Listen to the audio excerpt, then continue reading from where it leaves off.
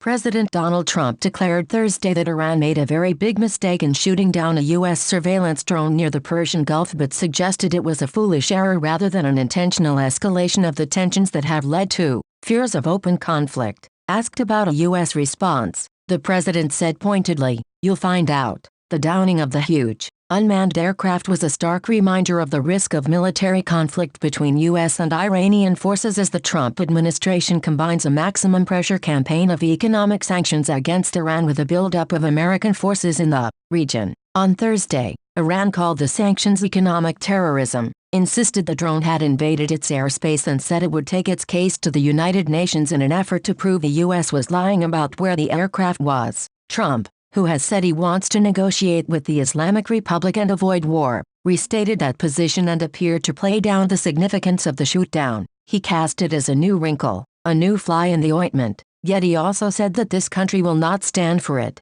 "That I can tell you." Shortly before Trump spoke, Air Force Lieutenant General Joseph Quistella, commander of U.S. Central Command Air Forces in the region, took a more pointed view of the shootdown in an area where Trump has blamed Iran for attacking shipping vessels. "This attack is an attempt to disrupt our ability to monitor the area following recent threats to international shipping and free flow of commerce," he said. The Trump administration has been putting increasing economic pressure on Iran for more than a year. It reinstated punishing sanctions following Trump's decision to pull the U.S. out of an international agreement intended to limit Iran's nuclear program in exchange for relief from earlier sanctions. The first U.S. reaction to the shootdown was Trump's Thursday morning tweet of 6 forceful words. Iran made a very big mistake. But later, while meeting with Canadian Prime Minister Justin Trudeau, Trump said, "I would imagine it was a general or somebody that made a mistake in shooting that drone down." He said the American drone was unarmed and unmanned and clearly over international waters. "It would have made a big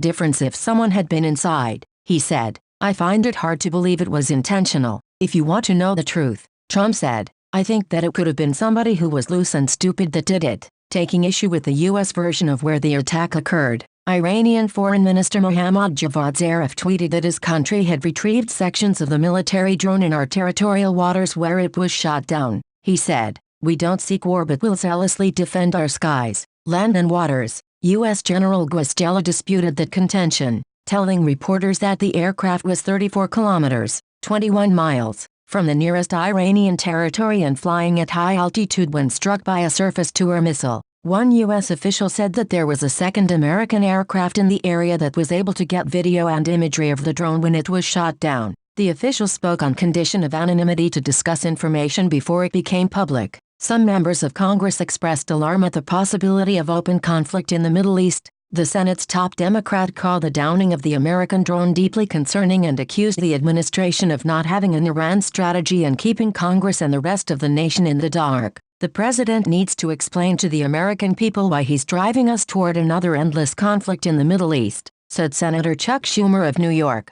House Speaker Nancy Pelosi said she didn't think Trump wanted war with Iran and the American people have no appetite for it either. She said the U.S. needs to be strong and strategic about protecting its interests and cannot be reckless. Talking tougher, Republican Senator Lindsey Graham of South Carolina called Iran a murderous regime and said, "If they're itching for a fight they're going to get one. We're a lot closer today than we were yesterday, and only God knows what tomorrow brings," said Graham, a Trump ally who talked with the president by telephone. The senator also focused on the issue of Iran's nuclear ambitions, saying its leaders have refused to negotiate after Trump withdrew the U.S. from the international agreement to limit Iranian development of nuclear weapons, and he repeated the U.S. contention that Iran had attacked an oil tanker, another allegation the Iranians have denied. As for the possibility of Iran developing nuclear weapons, Graham said it's imperative that the U.S. clearly tell the Iranians that any attempt to increase uranium enrichment will be seen as a hostile act against the United States and our allies in Israel and will not go unanswered. While Trump declined